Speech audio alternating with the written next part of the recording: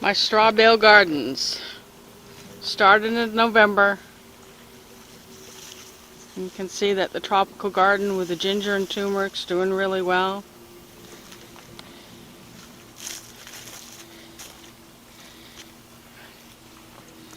This is the Scotch bonnet bed with the companion planting of basil.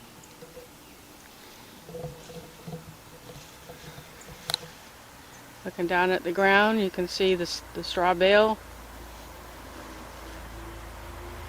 What's left of the straw bales. And look at the tomato garden. This is the best way, in my opinion, to grow your own soil and know what's in your soil by sourcing your bales.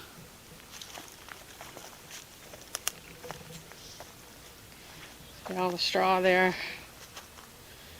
By sourcing your bales for straw that has not been grown on fields with broadleaf herbicide on it.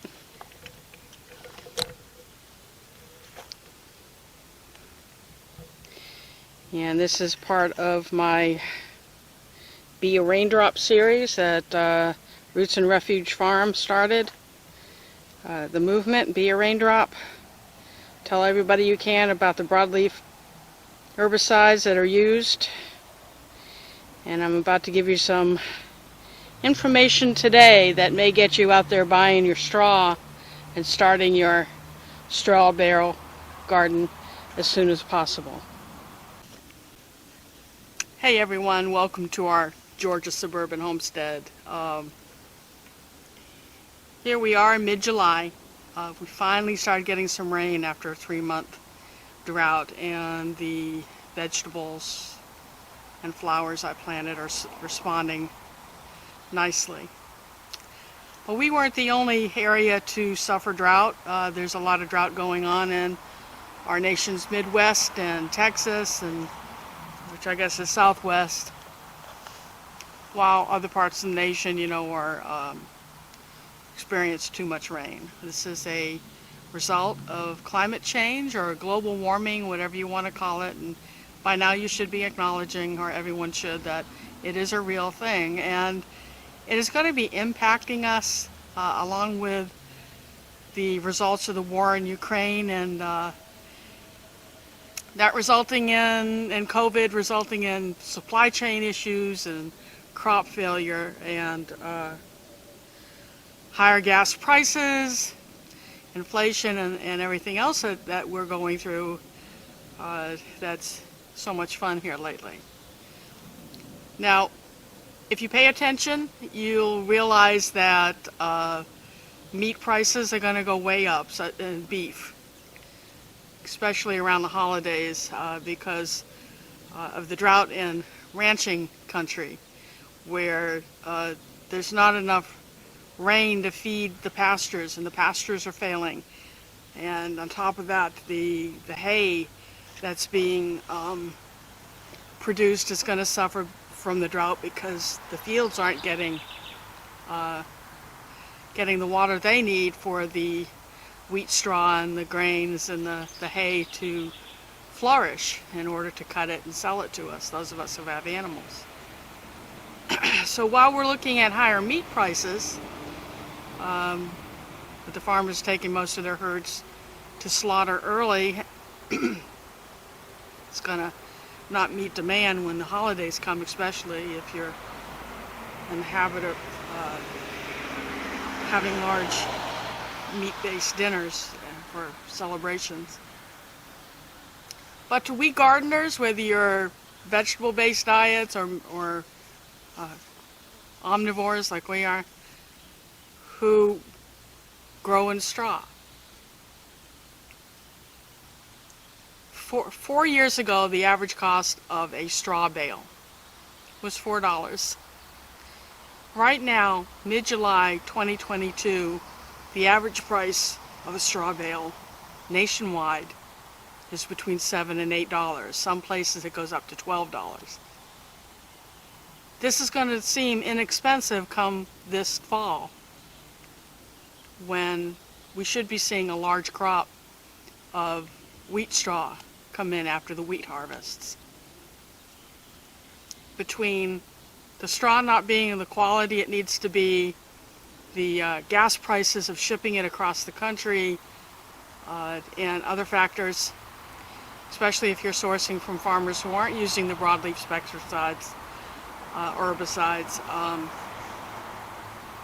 which is what you want to garden in because of the problems that the herbicides cause to whatever you plant in a straw bale or in soil that comes from that poisoning. You're going to see straw bales skyrocket in price.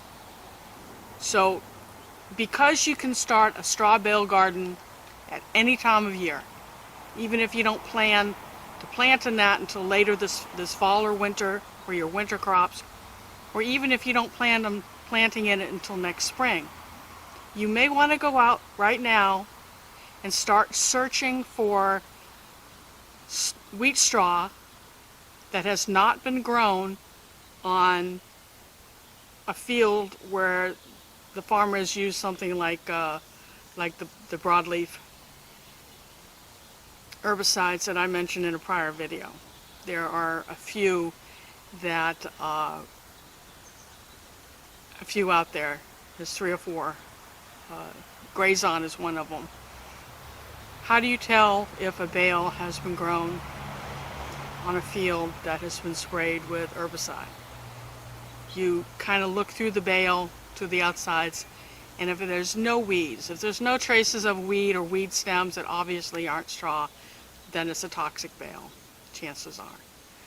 Give me my bales with the weeds in it, because through the processing of your straw bale, the weed seeds will be killed non-toxically.